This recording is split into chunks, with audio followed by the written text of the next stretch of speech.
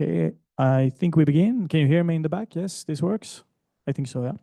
Good evening. Welcome to first night of two in our public lecture series, New Attitudes, here at University of Sydney School of Architecture, Design and Planning. My name is Hannes Frykholm. I'm lecturer in architecture here. I curate this series together with my colleague Guillermo Fernandez Abascal. Around, we can say, a shared interest in new approaches and positions in architecture today for practices that move beyond our discipline, engaging with other fields, and they work both within and outside of architecture. Before we begin, I would like to acknowledge the traditional owners of the land that we meet on today, the Gadi people of the Ora Nation, and pay my respect to elders past and present. Sovereignty has never been ceded. This always was and always will be Aboriginal land. Theo De Meyer is practicing architect and teacher in Ghent, Belgium, with a background in engineering, and the work operates at the intersection of construction, design, architecture, and art. He is member of collective Stand van Zaken, together with partner Theo Everaert, and we will hear more from Stephanie tomorrow, so that will also be something to look forward to. Stand van Zaken operates as a fluid, I can say, constellation of collaborations. Again, it seems very often inside and outside of architecture. So we are really excited to have Theo and Stephanie here for some days, of course, also for the opening of the new exhibition, A Good Idea, at the Tin Sheds next week. Don't miss that. I know it will be beautiful. The work of Theo De Meyer and his many collaborators, I should say, is an architecture of making do, of experiments with objects, materials, and infrastructures at hand, always mediated through precision in construction drawings. Putting familiar things together in new ways, we find perhaps a kind of PVC pipe monumentality at the outset, but there is also something else going on. And I think it's an attitude of continuous playfulness on the site. So I will do a 20-second theoretical digression, because I can, and I want to. So in his 1938 book, Homo Ludens, a German historian, Johann Huizinga, suggested that acts of playing drives us out of the ordinary, outside the immediate satisfaction of wants and appetites, into a zone without material gain or profit, a space for the exploration of freedom.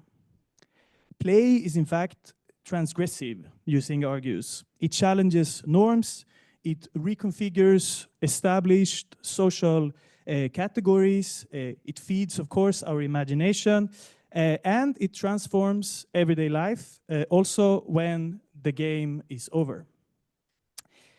The work of Theo De Meyer seems driven by this kind of pleasure of playing at the site, the joy in what can be imagined and then actually constructed immediately and over longer spans of time, across scales and also across public and the intimate, but always in close attention to site and local conditions.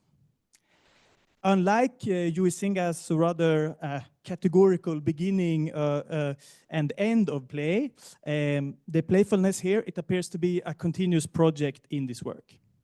So to stay with sites over time, to let unforeseeable events, contingencies drive the process, and also to invite others to play. The play continues. It forms a method of thinking and designing as a transgressive practice situated on the doorstep between architecture and many other ways of playing. Please, can we have a round of applause for Theo De Meyer? We are really happy to have you.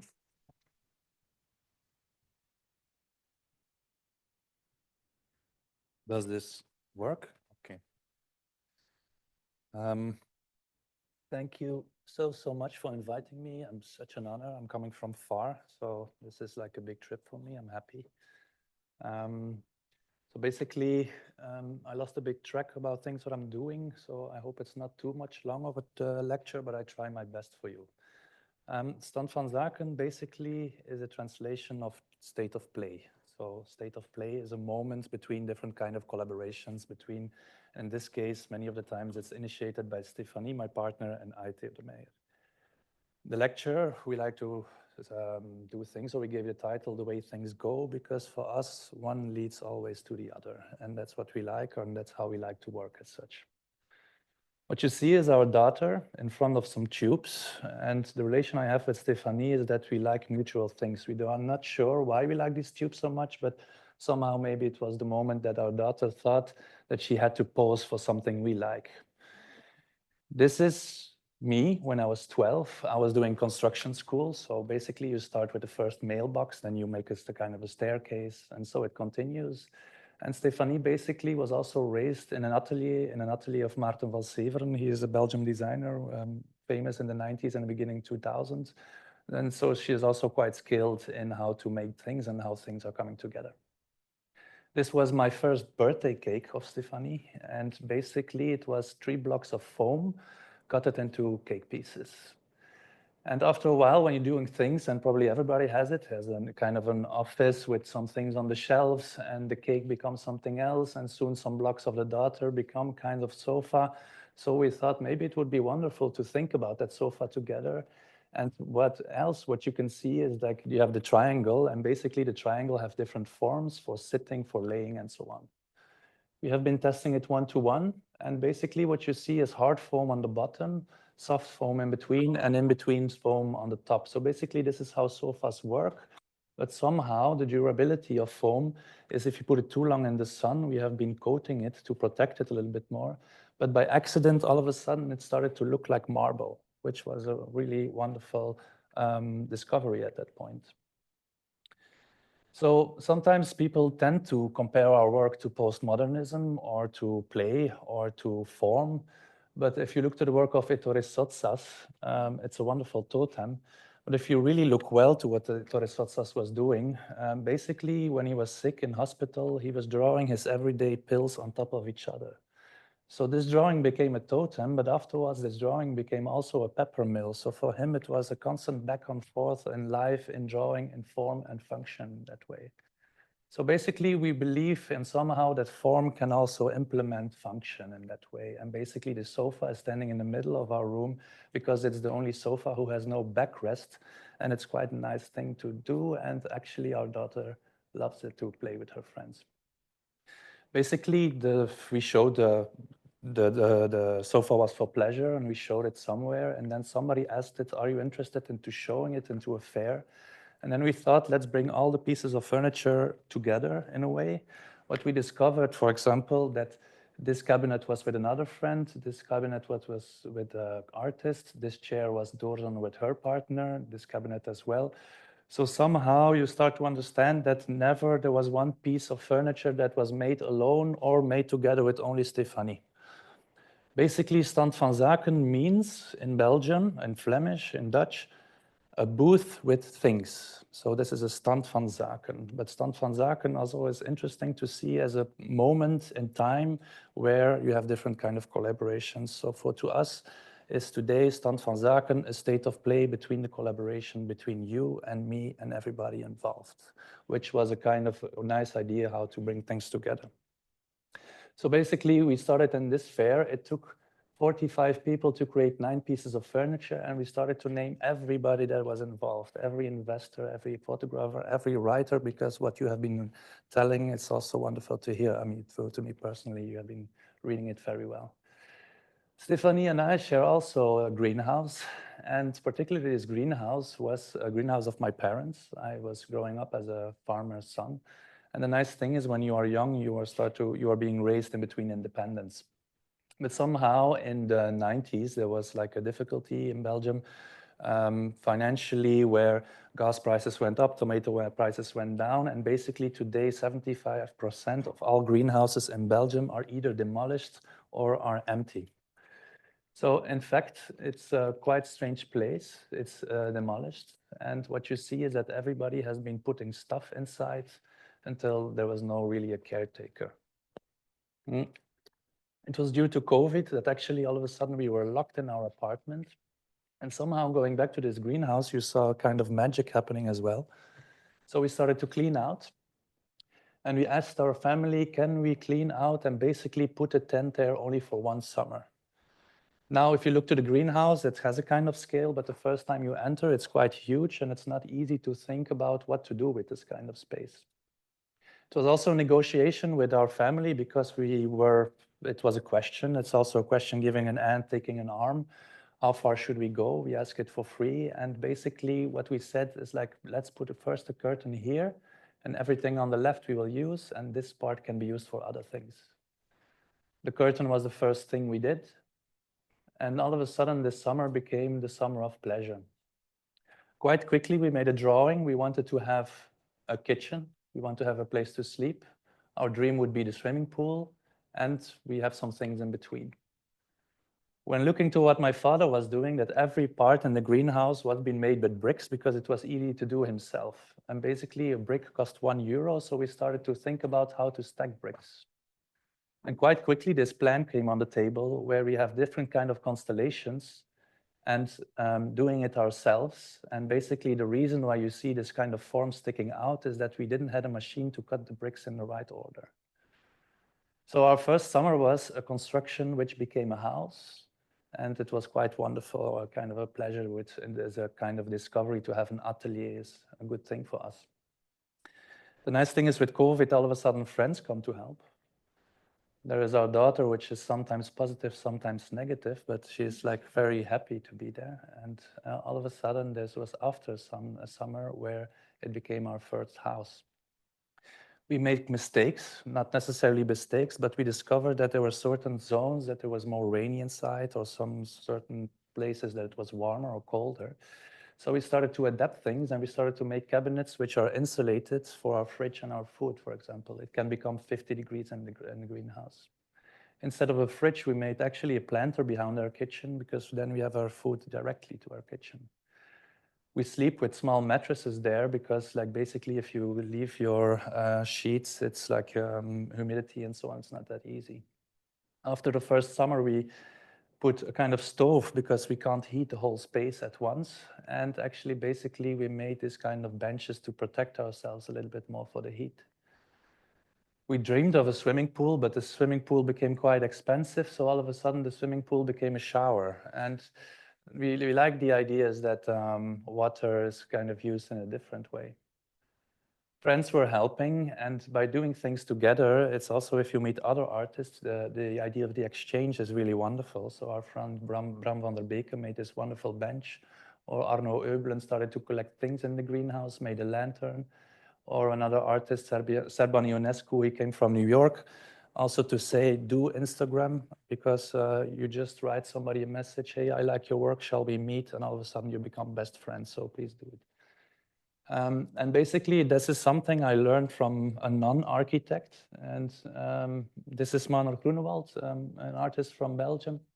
And all of a sudden he called me like, look, I saw an interesting artist from Antwerp. Shall he visit his atelier? We did so. And basically after this visit, he came to us and said, look, I have some money from the government. I need to finish it in 1 month. Shall we do something together? And all of a sudden we made this in the greenhouse, which became something else.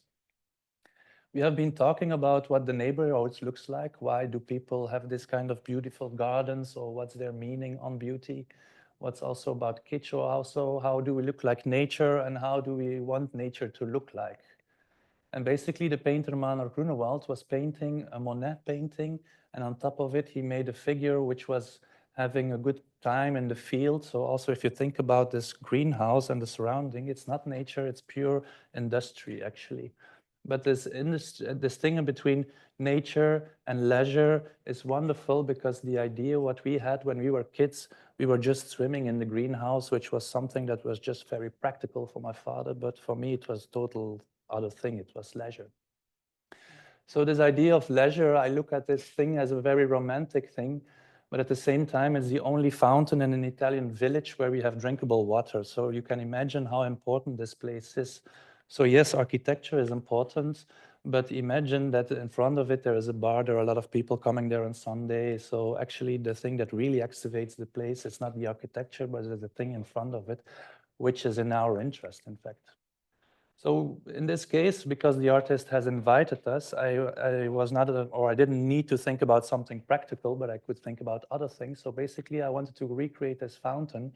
And this fountain, I'm practical or handy, but I'm not so handy. So I like to collect a tube, a skylight, a tube, a skylight, a tube, and by that it becomes a fountain when you look at it. We started to put everything on a platform because then you see all this kind of stacking of bricks. It becomes like a bridge, but maybe this bridge is a memory for me as a kid playing at the garden of my grandfather. But then afterwards, we have been putting cacti on top of it, so it became actually the most important place of our greenhouse. So it's good to have this kind of associations. It's good to travel because maybe one day you travel to Turkey and you see the Hagia Sophia, and then you make a project which is a new garden wall for the neighbor. But if you really look deep into Hagia Sophia, you start to understand that it's actually a church which become later a mosque, and the church and the mosque have their own logic. A church is facing north, the mosque is facing Mecca. So there is a shift inside this plan, which is quite interesting. And this is also what we discovered lately. This shift is an interesting part because there are zones in between. So you have to drink a bit as well. So basically, another thing of traveling is like we like to go to Puglia. You saw it on the fountain. But in Puglia, you have nice conditions. And basically, this is the house where we sleep. This is the place where we wash. This is the place where we swim. Here is the kitchen. Here is another room.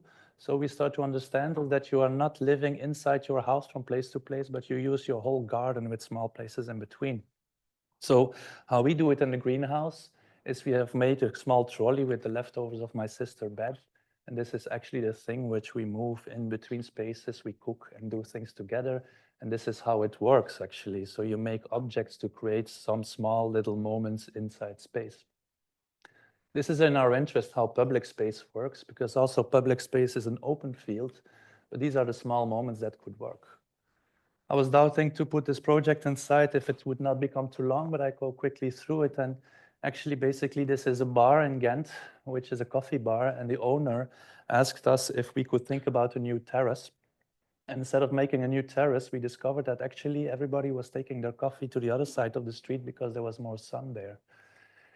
And basically what we proposed is that inside that atmosphere of that building, so there was a bus stop, there was places for school, there were a lot of things happening. So instead of making a terrace which is private, we wanted to make public furniture.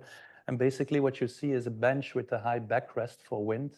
You have a fountain and you have a double. So actually, basically we started with doing this one.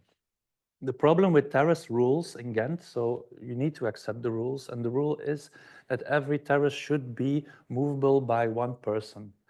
The only thing what they didn't put in the rule is where it has to go to. So basically, we thought maybe we should make it in foam so it's super light, and next basically you can move it by one person. And if you think about foam, or if you think about how facades are made, facades, even these cornices, are made with exactly this material, and then it gets plastered. So it's a really nowadays thing to do. So we have been finding a person or a guy, a talented guy, who is specialized in Greek facades. It's something quite forbidden in architecture, but at the same time, if he is so talented that he started to paint, or he started to figure out how can I put polyester on top of foam without being melting, and this study of this sofa helped also together with it. So it became a kind of play of hand carving foam and this kind of form. The reason why it is curved is basically because polyester, you can't bend it 90 degrees. You need to do this kind of curving. And if you look to actually how buildings really works, it is all these kind of same logics are happening in these kind of cornices. So you make a kind of structure that could be a building, could be whatever, and is actually basically public furniture movable by one person.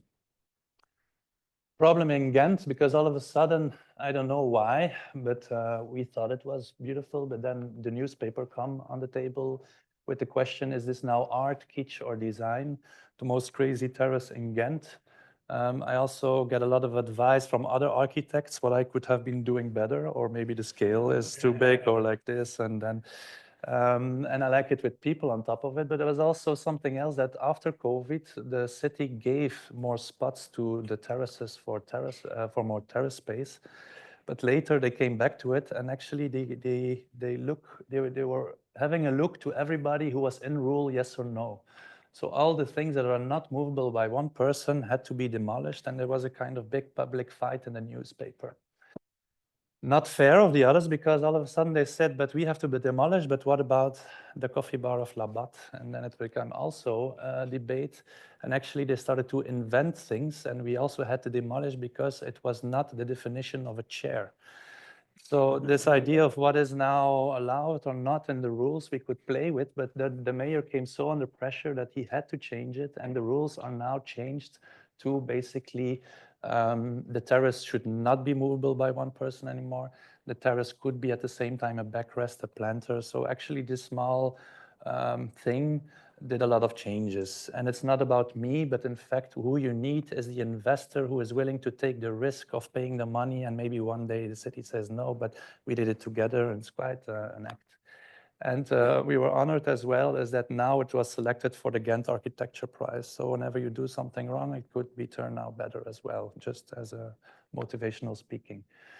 So basically, again, we like how cities work. We like how people use our furniture. And whenever there's a debate how things should look like, and this thing in our city is never debated, but somehow it's the worst. And it's maybe good to really think about how things are positioned next to each other.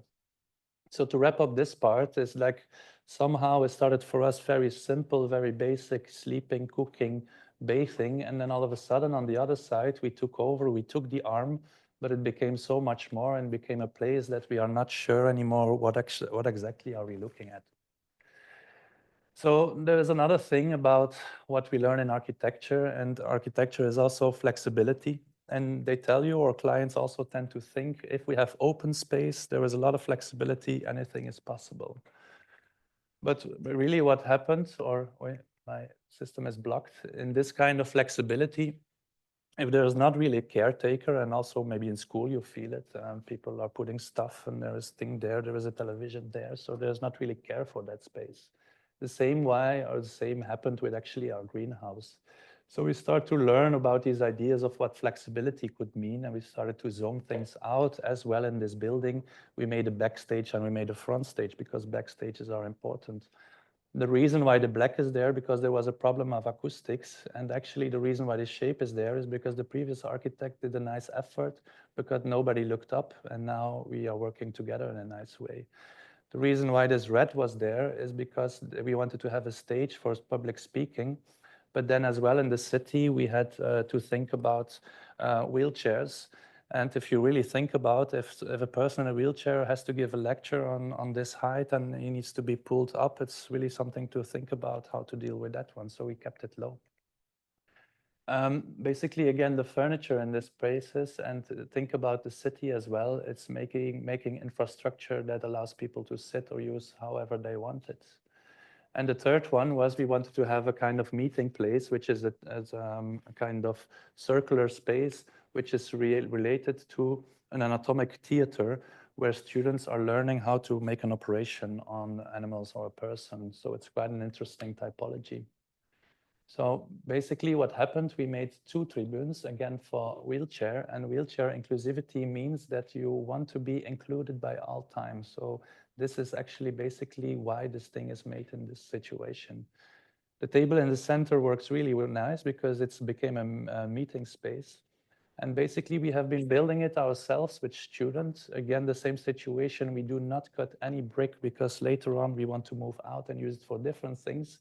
And looking to this picture and thinking about architecture again, if you think about Schinkel and if you think about this image, maybe it's also the solution on making the side rest to make it a bit more safe. But if you travel again to Norway, you see these beautiful columns with the corrugated sheets, and maybe again it becomes maybe unconsciously the idea of how to bring things together in a nice way. So it becomes like this, and we have a strategy as well. And for example, a church should change in time. They are worried that people go less to churches or to whatever.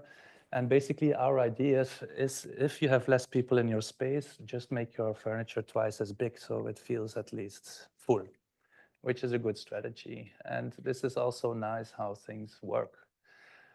So Yeah, I'm in a university, so I have to do also some theory for myself in that sense.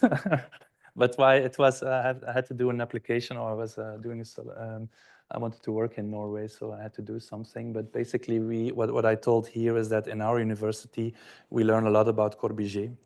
And the Corbusier, it's about a machine. And I wanted to tell that basically, if I rethink the idea of living inside a machine, I have been living inside a machine. But also, if I look today how architecture should be, and the idea of that buildings should be changeable in time, yes, correct. But we discovered that if there's no caretaker, there is also something to think about. It's also the scale, what happens inside. So if you look further than Le Corbusier, and if you really look to the modernism or to Villa Savoye, the genius thing about this is this nice bath piece here. It's actually Albert Frey, which is an American architect, and Albert Frey was actually the collaborator, and they call it even the Albert Frey Blue. But the nice thing is with Albert Frey, he made a book In Search of a Living Architecture, which is a nice addition because if you see the idea of a machine and the idea of living, basically he wanted to live in the desert and he wanted to try out a lot of new things. And the reason why he used all these kind of industrial materials, because he found it cheap or he found it at hand, people could build it. And for him, it was so important that the ceiling was blue because the sky was blue, and the yellow was because there was also blossoms on the tree and so on. So this was this whole play of materials and industrial things. So even you see here the bench is also the same. So it's nice also being a collaborator of an architect, how things go further and further until it comes back to a new point. And also this is for us, I think, important is this thing of in search of a living architecture is how we live and work together.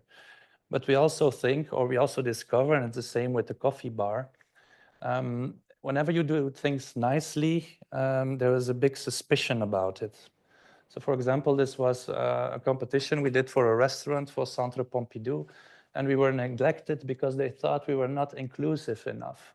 And inclusive for a lot of people means more a generic language, and inclusive mean that everybody should like it. But basically, whatever we tried or whatever we did, we lost the competition. But soon we got a phone call, look, I have a bar. Do you want to do something in my bar? We did this collaboration. But basically for us, it's not so much by the shape only, but more it's about the spirit of the space. And the spirit of the space, it was a brown bar. So we needed to accept this brown bar. And basically, inclusivity means for us young and older. And it's not about should everybody think it's nice, yes or no. We do things ourselves because we like to understand how things work. And we do make associations and we do try to find ways of connecting materials because after exhibitions, it has to go to another place, so we do not like to demolish. And even in this case, the gallery owner paid for the whole situation. We made a kind of structure in which bricks could be connected.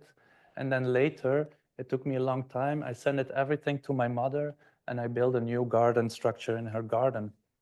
And basically also, if you think or look to the house of my mother, it's quite classic. And then there's this kind of strange thing, but it works so naturally in a way because she likes gardening. And all of a sudden, this fountain is the most important piece in her garden. And she's now becoming a grandmother and really enjoying the things with her kids. So, I mean, you think about shape and how things work, it's for us a pleasure. But it's basically also something we learned in school when I was 16, is that every semester again, we had to build a building and we had to demolish the building again. We had to build it and build it down again. So we really been taught about be careful with your materials, really don't cut. We never cut it. It was not allowed actually. And it's really nice. And if you think about, we think we work with small scales, but we do not see any problem to think in bigger scales, how to make this kind of things possible. Even in architecture, this was our Bible in school. It was constructing architecture, like the ETH Swiss architect books. And basically we saw a lot of crazy details, but for me, they were totally non-understandable, like really understandable, because for me, it were just lines somehow. Nothing against those details, they are wonderful, but they are super complex. And when you are studying, you do not really feel why they are so complex. But what I liked, and during the old school studying, is these kind of details where things were drawn very clear. So basically, this is also how we like to draw. We like to draw with less as possible measurements because we try not to cut materials. We try to connect things, and we try to make it buildable or understandable by everybody. And this is also the pleasure of doing. So for us, we are drawing a building, but we also like to think about building a drawing as important. And also sometimes, yes, it's different scales. They call it temporary solutions, but temporary is also something to think about. But an advice for students, or what I see, or what I feel as well for myself, is the urge of doing things of yourself, and is the urge of doing things together. And festivals somehow really work well in doing this kind of things. So doing things together in festivals. In this case, we made a stage for the Horst Festival in Belgium. And what's happening there is basically we proposed 36 columns purely as infrastructure where people could work together. So basically everybody was responsible for her or his or their own column. And also in collaboration, there is also a person who knows it better than you. And in this case, the sound engineer knew it better than me because the sound is also an important thing. So you could negotiate how many columns do you need? You need 7 or you need more. Go for whatever you want to do. So basically, we provided the infrastructure, but everybody was free to do whatever we liked, yes or no. So what was also nice is that all of a sudden there was a sculpture next to a lantern, next to a concrete mill, next to sound, and all of a sudden everything was horizontally in the importance of things. So it was not true that the sculpture was more important than the sound engineer, which is also nice actually. And basically after that we made an exhibition, or we wanted to propose. And we gave it a title as Claiming Architecture as a Base. We do not mind what's on top. The nice thing is with this one is that actually there was an artist that came to me and asked, do you really don't mind what I do? And in fact, actually by not minding so much what the other one is doing is actually basically having way more respect for what the other person is doing. Because I do not have the urge to tell the other person, do I like it, yes or no, or I want to change your work. So we try to find a way how can be somebody free without having to adapt to my way of my wish of thinking. And it's something we like as well in postmodernism, and something before you saw is radicals. And radicals were really experimenting with these kind of things. And basically this is Studio Alchemia, where somebody made a table, and then all of a sudden there was a graphic designer who made some magnets. Somebody thought about the table leg, and somehow what you're really looking at is not something you could have been predicting before. So radicals were also doing clubs in Italy. And by doing clubs, and it's not necessary that I club a lot, no, I just like to be around people. I like to do things. And somehow maybe you meet some person who is inviting you also to Los Angeles to think about how to do things also with materials in their festival. So this was the previous project I did, was in Palm Springs, USA.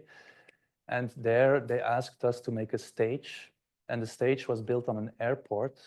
And the reason why I tell it to you, because it's one jump to what exactly is happening here, is all of a sudden you have to think about something that is really the other side of the world. You have no control over where to find your materials. You don't know even, I never visited, I don't know the language. So in this case, we proposed the most generic, the most inclusive space in the world almost, and which is actually an airport. So either if you are rich or if you're poor, everybody is coming in the same place. That was the idea. Correct? I see you looking like, no, more or less. No, we can debate. No, sorry. But in fact, the really reason is that also it helped us thinking about how to build things. Is like airports are infrastructure, and the nice thing is with airports is like they're really straightforward thinking. I want to put a tube, I put a tube. So also engineers were doing their things. So it was really an engineering thing. The proposal was to make a circle, which is actually helping for the DJ booth, and even the television screens become the lighting. And then we wanted to go higher up in the stage, so we go into make platforms. We wanted to make sound installations. We wanted to stack stones, but it was not safe enough, so we had to think about new ways of making columns. We found airport columns, so we started to paint them, And then by this, again, if you think about what is sculpture or what is now infrastructure, they came together. Even tape was for an airport, and tape was also the pleasure of doing. A third thing was actually a billboard, which is quite obvious in the airport. And the billboard could be there as a loud system. And in fact, there was on the airport, there was constantly which airplane was going down or was going up was presented on that screen. And then also another infrastructure is that we like airplanes or we like things associations. And this is a very nice light post in Ghent, which becomes actually a bigger one because actually in America, they needed to have wind forces of 140 kilometers an hour, which was quite impressive. But then coming back how engineers do things, it's also understanding that sometimes this is quite nice and to bring things in smoke in there. So it was a play of objects which become actually more of a space instead of a stage. So basically, to come on the idea of Stand van Zaken Palm Springs, we could do not more than instructions on buildings. So we gave them instructions. And the instructions, I list a few of them. This work is an artistic installation and should be conceived and built with care to ensure its success. It's important. Precision is key, so also take your time to do things. The back should be as beautiful as the front, so don't cheat, always go straight forward, find your solution. Use materials for what they can do, but in an unexpected way. And a good process reflects in its result, always. We are very sure on that one. So, and that's what they basically did, really professionals on the other side of the world. And I had control, but not so much. I was not allowed to speak even. And I like this line of thin things. And then all of a sudden it became like this. But you could also wonder, is it that bad that also other peoples are making kind of decisions as long if you make these decisions together and you think about it, and then it becomes really a fun thing to do. So I really like simple things. And this is, for example, an instruction of John Baldessari where he asked to throw 3 balls in the air and then take a picture, which is quite a powerful thing to do.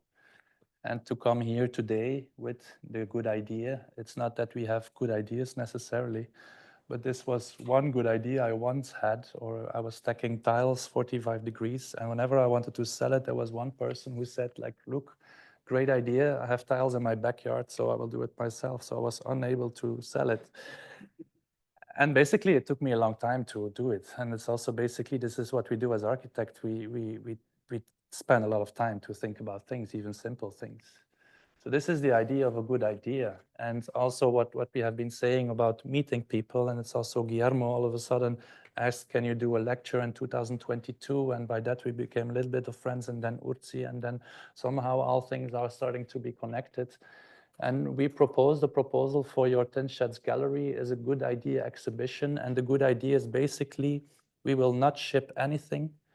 We will just make one drawing with instructions. We send those instructions and you make your own interpretation here in Sydney. That's the idea of the exhibition.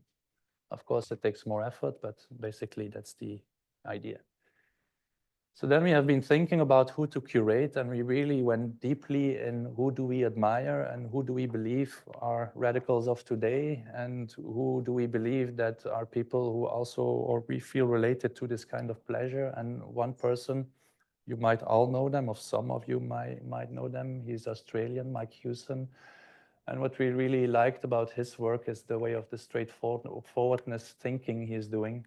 And when visiting his atelier, all of a sudden there is a pole with a plant on top, or then it's strapped, and then all of these things are coming together. And in architecture, this is really only possible if you do and try. It's not you can't really draw it. You can draw it when you make it, but it's nice what's happening in his world actually there. Erika Nakagawa is somebody we really admire, because also what you see, she's really thinking about public space in her city or in her context in Japan, where different houses come on the street to cook and so on. So she has been working very hard, or together we had every week, every 2 weeks, a discussion with her students, and her students have been drawing and infrastructure and so on. We like the work of Sam Shermayev because Sam is quite direct. And what his proposal is basically one post-it. I want to have a pole with a base, a table, and a function. That's it. Have pleasure with it. Really, really great. And it's also something we understood with some while doing workshops together. And this workshop was make a piece of cardboard, but it should has one function. And then I wanted to make it look like something. And okay, it was quite a nice thing to learn. Bust was already here. Bust are also straightforward thinkers, and basically they have been making the shower already, but it's also into play on how to renew things. We still draw things, and basically also graphical designers, and if you do exhibitions, graphical designers are always at the back. By the way, graphic design, this person, but she's really a big part in it, and she also thought about what is her idea on the graphics, and her idea was once she had an idea to fold open posters, but no client wanted it. We are happy that we did it. So she's also really a part of it. So it becomes something that we hope it will be good. We are not sure yet because we don't know how it will look like. It's a process. But actually, basically, we are very sure because everybody who was joining, there's like a great pleasure of doing. And I think the first day we put drawings, we started to talk, we started to think about how can we connect a clock to a pole, or all of a sudden we needed an extra table, and we looked to what's happening in Sydney or around the school, and then students went to a manufacturer, and it's also good. The negotiation with the manufacturer is also a big deal because taking a hand, giving an arm or something. It's good to learn those kind of things. We start to find out how to connect things, and basically it starts from simple, but we have discussion, is it now too much or not? Is it now too less or too much sum? Whatever should we call sum? This is the idea. But even in the workshop atelier, there's a great team who is very keen on how to do things, and basically they are explaining on how to make a proper edge, on how to drill well, and it's quite a good thing to do. But also, if you think about drawings and the Swiss drawings, and the Swiss drawing is always the straight line, and yes, this pole is very straight, but bamboo is a living material, so it's bending all ways. So basically, you need to think about a mall, how to keep it straight and how to continue. So these are actually the small pleasures of doing. And that's actually the dream, is that something is happening which you start, or you push something to the front, and it ends something you could never dream about what it ever could be. So that's what we wanted to bring to you in Sydney. Thank you so much for listening.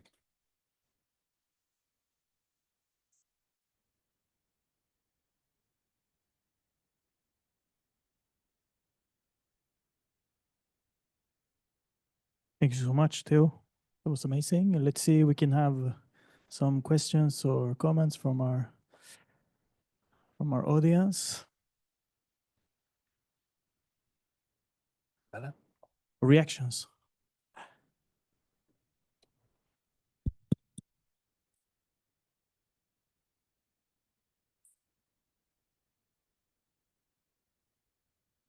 Nice to meet you again. I'm Matuan in Belgium, and I find your lecture really interesting and engaging. I've always had this question and never got to ask you. So, do you ever differentiate between furniture and architecture? So, do you think about I'm going to make a furniture or I'm going to make architecture before you make the object? The first thing when we did this exhibition, people came to us like, you also do these things. So they were not sure that I was doing these things. So this furniture was never made as a piece of furniture, but were always a result of a project, an architectural project or an interior, and then becomes a kind of leftover piece. It's always a tricky question. Are you now, I'm also not sure if I'm answering it correctly. Are you now a designer or an architect or an artist? Maybe it's also a bit related to that, or not necessarily. But in fact, what's also present in the lecture is just a way of thinking. It starts functional, and scale doesn't matter so much if it's big or if it's small. Everything has its own solution. And depending on the project, you start thinking in how to make the solution actually. But it is true, and that's maybe related to the Italian garden where you have the kitchen and where you have the other side, the sleeping space, is that not thinking in one thing, but in many things. It's, for me personally, opened up a lot of possibilities. instead of thinking it should be like one building and everything in that building should be. So I try to at least dissect the building in smaller pieces. So my biggest dream would even be to build a big building and to ask one person, so you make the windows, you are in charge of the floors, you are in charge of the roof. So somehow, when you are focused on such a small detail, all of a sudden the bigger things is arriving, something like this. But I don't know if this is helpful. And also, furniture, arts, or design. Furniture makers, you have also a different kind of furniture makers. You have the skilled ones, so they find it very important that wood is perfectly straight and also perfectly sanded. You have also a collectible design. So now we have in Milan, there is a huge fair where you have to be the newest. So it's also a test of materials. I'm neither interested in very skilled work. I'm neither interested in collectible design. And I'm neither interested to be pure artists. What I'm really interested about is to create space, to have something that relates to space or to something. And if I look to designers or if I look to artists, I don't want to overgeneralize because it's not true, but many of the times it's focusing on the new materials, but the space is not always in relation towards the object. So you have a product or you have space, it's something different. Yeah.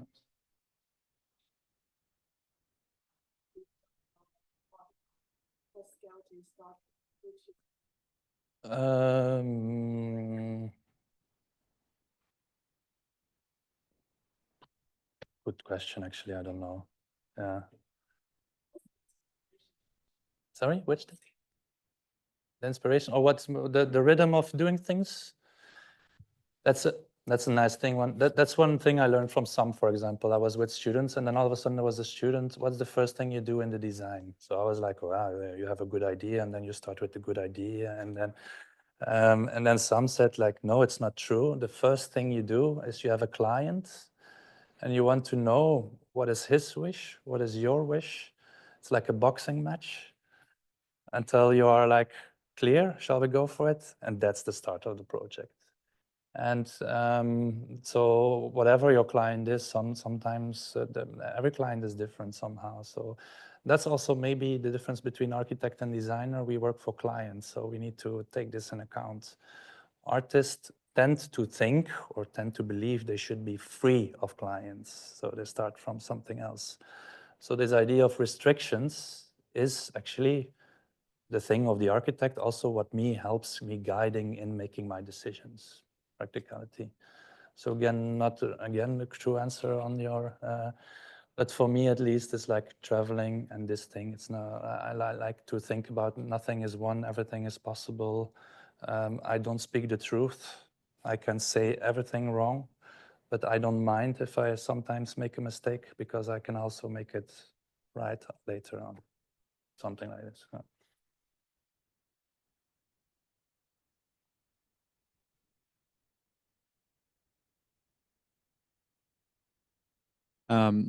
I hope this, thank you for the lecture. I hope this doesn't come across, in my head, I'm worried it might come across as I'm passing judgment or something, which I'm definitely not trying to do.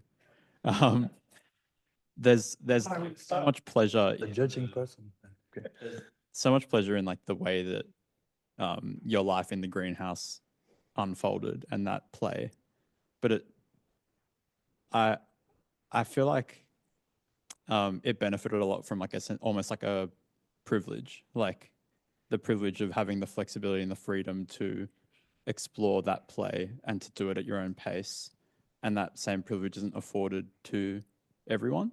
So I wonder if you have thought about what our role as architects might be in making that play accessible to more people in the environments that they live in, because not everyone has a abandoned greenhouse to retreat to, and COVID doesn't always, fortuitously remove the responsibilities of everyday life so that we can start assembling the bare minimum of what we need to enjoy our lives in a greenhouse. Do you know what I mean? So like the word privilege is pretty political. I'm not trying to call you privileged. No. That's because I am privileged. I mean, But also, it's also a question, there will always be something more privileged than you, and there will always be something less privileged than you see? And it's a difficult one to think about it, but to give, I don't know how personal I have to go with this greenhouse. But take an account as well, my friends thought like you are privileged, but take an account, this is a business that went bankrupt. And as a family, we lost everything. So like privileged. And it's also you as an architect, nobody saw the potential of this greenhouse. It was empty and it was not used. And at that point, it was just up to us, privileged or not privileged, to see that there is a potential. And in any case, and everywhere or anyhow, whenever there is a really strong thing that happens, there is always this moment that you can react to that moment to what you ever do. And that's maybe more of the motivation of it's not about what you have. I mean, this is now a greenhouse, and maybe the greenhouse helped me to become more in Sydney, but it could also be a garden shed. Maybe the garden shed is empty of your parents. But it's up to you to see something is possible and to make it happen. The nice thing with this project, it was never a project. It was something that happens. It was and that's also that part of the lecture is how the way things go. And this is what I wanted to bring. So I hope this is a little bit helpful too. And also another thing is take an account. This is not our place, so it's also about accepting that nothing is forever. This year we got the phone call that we have to move out because the place is for sale. So all of a sudden we have 1,000 square meters of stuff which we have to bring a new space in. So I'm so much in stress to find a solution for that one. And then people are telling me, but it will be a better solution, but I'm not sure when this better solution will come. But it's also now I'm in this kind of modus. You see, I'm trying things, I'm moving things, I'm calling people, and I have no money. I mean, you see. So yeah, that's the game, and the game can be whatever. And it's actually whenever something happens, you react to it. That's the motivation. No. That's helpful. No.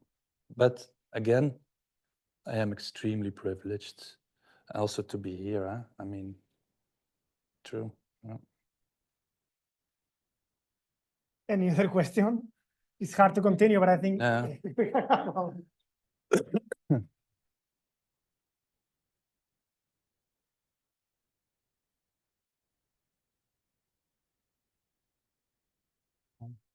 Thank you for the lecture. speak louder. Thank you for the lecture.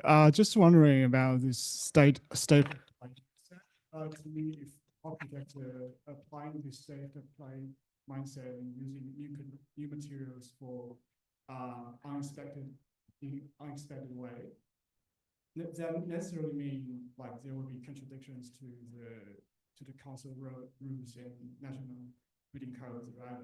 Have you encountered such occasions? How are you dealing with it? Wait, I tried to dissect a little bit. Could you maybe repeat? Yeah. So in the state of play, you mentioned there's some new ways of using materials, right? Using materials in unexpected ways, and then necessarily mean contradicting the council rules and national building codes and such things. Have you encountered such occasions, and how are you dealing with it?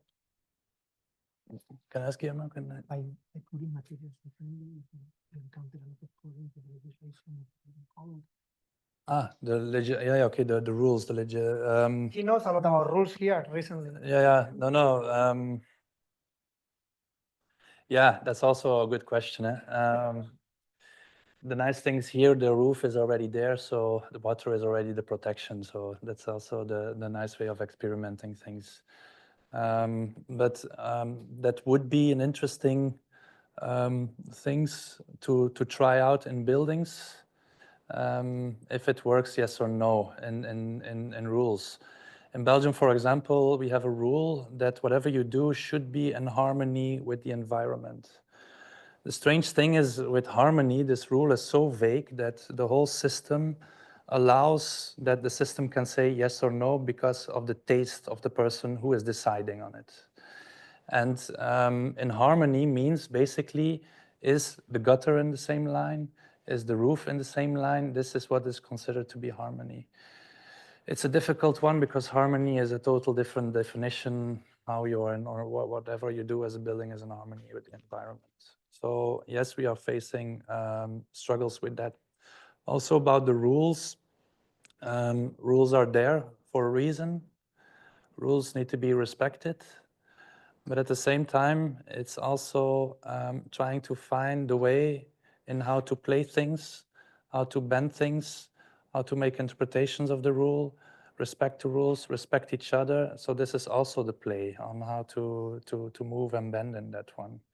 So that's not an easy play because you need to bring a lot of things together in order to make things possible. But you are never against, you play along today, yeah. About the materials as such and to use it differently. What I mean with differently is like the tube is not meant to be above ground, but is basically underground. So that's a new thing. What we like as well with the tubes, they are so present everywhere in the street, so they are so part of our daily life that we even never questioned it, that it could be also nice. They are just waiting to go underneath the street. But the moment you put them straight, it becomes a column. So this is also the unexpected way. It's not so unexpected, it's just like flipping it straight, but this is also helpful to bring it. Another thing which is important then, okay, you can stack bricks, but if you stack bricks in a stair, everybody can understand it's a stair and it's not a stack of bricks. So when you stack tubes and a skylight like this, everybody understands it's a fountain and it's not a stack of things. So it's also important to me, these are my strategies. It's to whatever you move or you bring together, it resonates in a kind of thing. What can it be or what should it be? Nice is also working with these kind of materials. It can handle things that when it falls down, or it can handle to be outside, and it can handle things like this. So it's true with the rules. I'm not sure if I'm with the rules on this one, but I just try to, or it's not an answer to architecture maybe. The only thing I try is to keep how I think or what I believe that things should be. I try to think things to test it out, to maybe tell, like maybe there are other ways to do it. That's maybe the point. We'll see if you scale up to big commissions. Sorry, I'm not prepared for questions. I just like I'm speaking, I'm thinking and It's good, speaking it's at the same time. It's I think perhaps it's better that we continue the conversation in the pub. Yes. We can find some loopholes there. Yeah. And I think it's important. Thanks very much for coming tonight. And tomorrow we have more Ghent stories with reflections on life. Yes. Stand van Zaken that will do a short overview of 20 years of practice of their son. She will be equally enjoyable and perhaps more articulated than Theo, and it will be the work equally good. Hope to see you all tomorrow and in a week as well for a good idea. Thank you very much.